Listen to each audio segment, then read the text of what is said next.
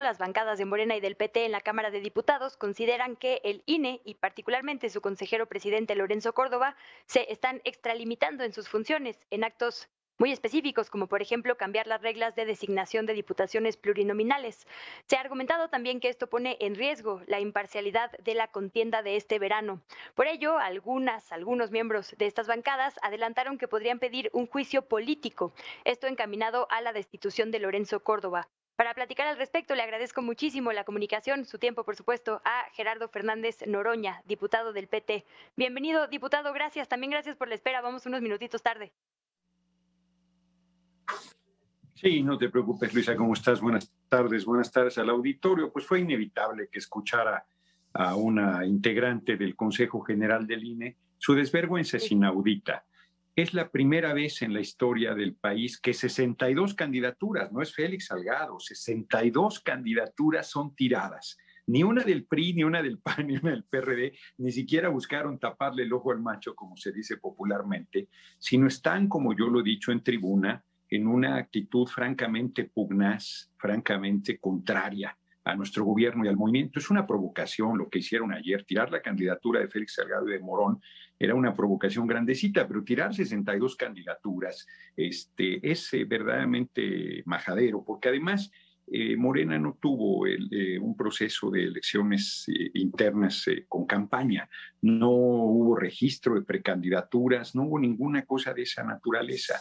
Y ahora resulta que a cualquier reunión, solo falta que yo, que llevo recorriendo el país años, me vayan a salir con que estoy en actos anticipados de campaña. O sea, es ridículo lo que están planteando, es abusivo, pero son muchas, Luisa, son muchos agravios. Mira, a mí me acusaron de violencia política de género, dieron entrada a una queja cuando ellos no tenían facultades, las facultades se las dieron hasta abril de 2020 y este recurso fue presentado en octubre de 2019, debieron rechazarlo, ahí lo mantuvieron guardado y en noviembre del año pasado lo revivieron, me sancionaron en una cosa verdaderamente arbitraria, violando mi fuero constitucional. Yo les dije a los compañeros, están cometiendo un error, hoy soy yo y mañana van a ser ustedes, no hicieron caso, tuve que ir al Tribunal Electoral, que está también constituido por una pandilla de burócratas grises y facciosos que cobran 300,000 pesos mensuales. Estos del INE cobran 250,000, violando la Constitución. Ahí no les parece mal violar la ley.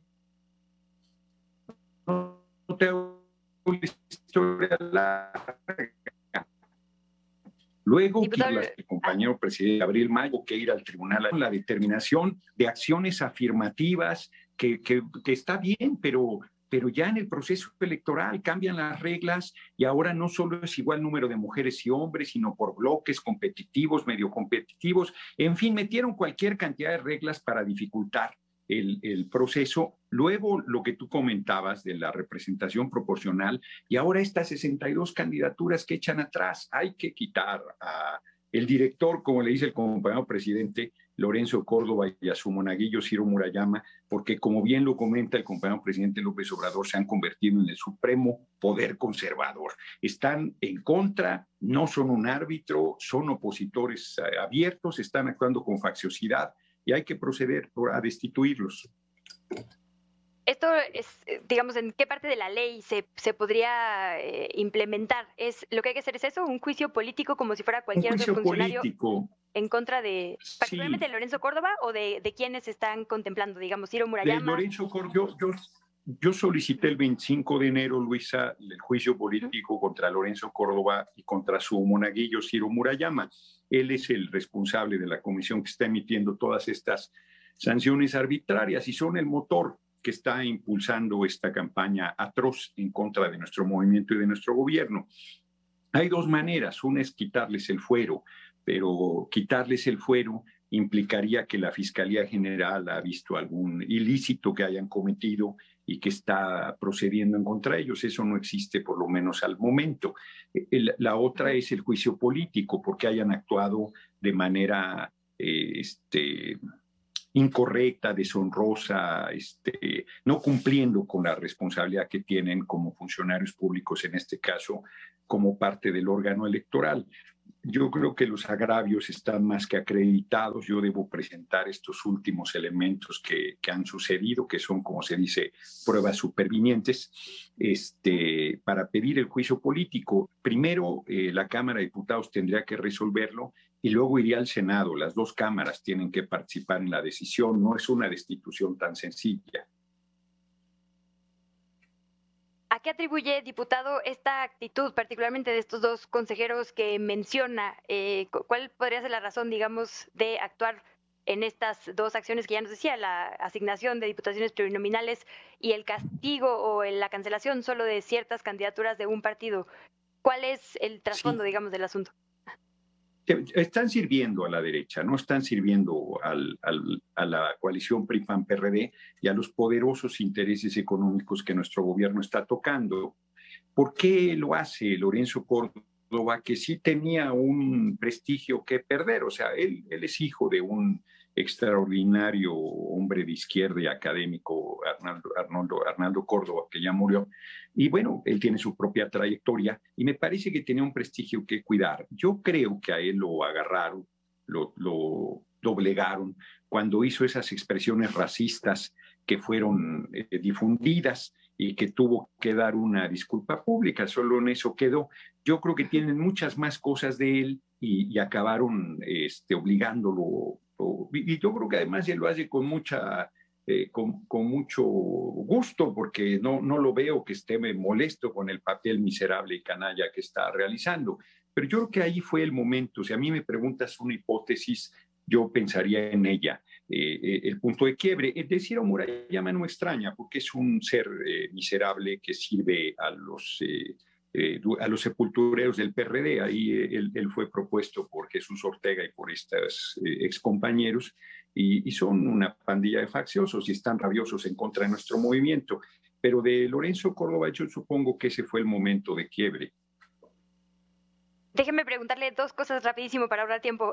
Primero, en este mismo sentido, ¿cuándo se presentaría formalmente o se seguiría, digamos, la petición que nos dice La que ya habían presenté ya, presentado ustedes? ¿Y la qué sigue, presenté el digamos, para que entre 25, a trámite? Ajá. la presenté el 25 de enero, se ha tardado. La presidenta de la Comisión de Gobernación, que encabeza la subcomisión de examen previo, pidió licencia, Rocío Barrera Vadillo. Entonces deben sustituir a quien esté en esa presidencia, porque preside, valga la redundancia, también la subcomisión de examen previo. Debe revisar los elementos. Si considera que hay razones para proceder por el juicio político, se va a Comisiones Unidas, si mal no recuerdo, y esta finalmente determina enviarla al Pleno. Creo que este es el camino. Y una vez que el Pleno de la Cámara de Diputados, si decide por mayoría que procede el juicio político, se envía la determinación al Senado. En ambos casos, tanto Lorenzo Córdoba como Ciro Murayama tienen derecho, tanto de la Cámara de Diputados como del Senado, a defenderse de los agravios de que se le está reclamando y a plantear su posición. Como el caso del gobernador de Tamaulipas, Cabeza de Huevo, que va a ser desaforado, es diferente, pero va a asistir a defenderse y va a alegar que hay persecución política. Bueno, pues lo escucharemos y escucharemos las acusaciones de la Fiscalía. En el caso del juicio político, yo he presentado los elementos de esta actitud facciosa, que me parece hoy sí está a los ojos de todo el mundo. Quien tuviera alguna duda de que yo inclusive creo que están empeñados en una actitud golpista, en descarrilar el proceso electoral, porque es una provocación. Lo que hicieron ayer es una provocación, y si nosotros los destituimos, pues es un cisma. Estamos a 2 meses, poco más de 2 meses de la elección, estamos a días de que empiece el proceso electoral, pues implicaría una decisión muy fuerte, pero yo creo que si los dejamos ahí, el daño que van a hacer va a ser infinito, porque cuando de manera totalmente ilegal le tienen prohibido, están erigidos en tribunal y están haciendo barbaridad y media. Entonces, como lo dijo, lo definió muy bien hoy el compañero presidente al llamarle supremo poder conservador. Ahí está la derecha concentrando sus intentos golpistas que no han podido caminar por otro lado.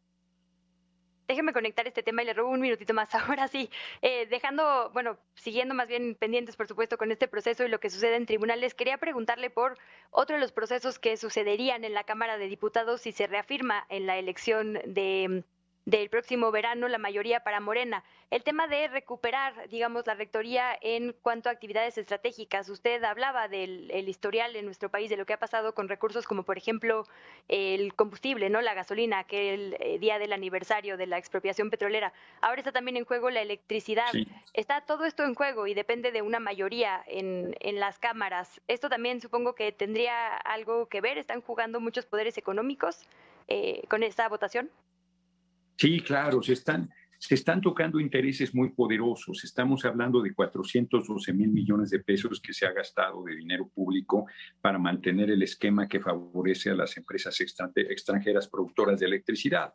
Hoy Manuel Bartlett dio cátedra para variar, demostrando los beneficios que han tenido empresas como Oxxo, como Walmart, como Bimbo, con estas fraudes a la ley que hacen de simular que son socios de las empresas extranjeras en autogeneración de electricidad y en realidad están comprando a estas empresas violando el marco legal. Pero no solo es eso, sino han puesto a Comisión Federal de Electricidad en una condición de absoluta subordinación a los intereses de estas empresas extranjeras. En cuanto a la disminución de las tarifas, tampoco se cumplió, o sea, engañaron a la población. De 2015 a 2017 subió 35% la electricidad. Durante el gobierno usurpador del comandante Borolas, alias Felipe el Sagrado Corazón de Jesús Calderón Hinojosa, la gasolina subió 60%.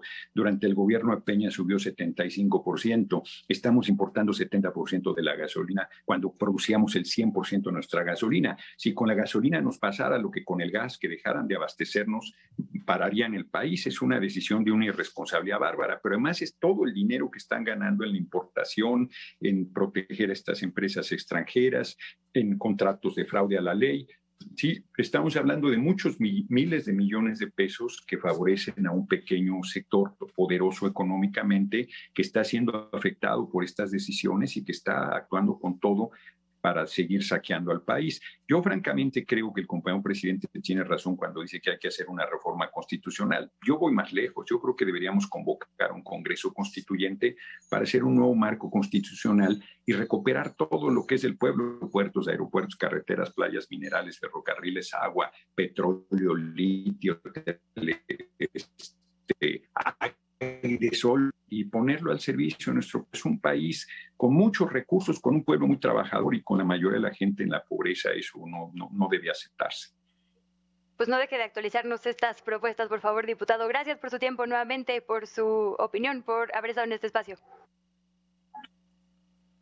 No, hombre, al contrario, muchas gracias a ti, Luisa, y esperemos que en abril, así como se va a hacer el desafuero del gobernador de Tamaulipas, Cabeza de Huevo, se haga el juicio político a Ciro Murayama y a Lorenzo Córdoba.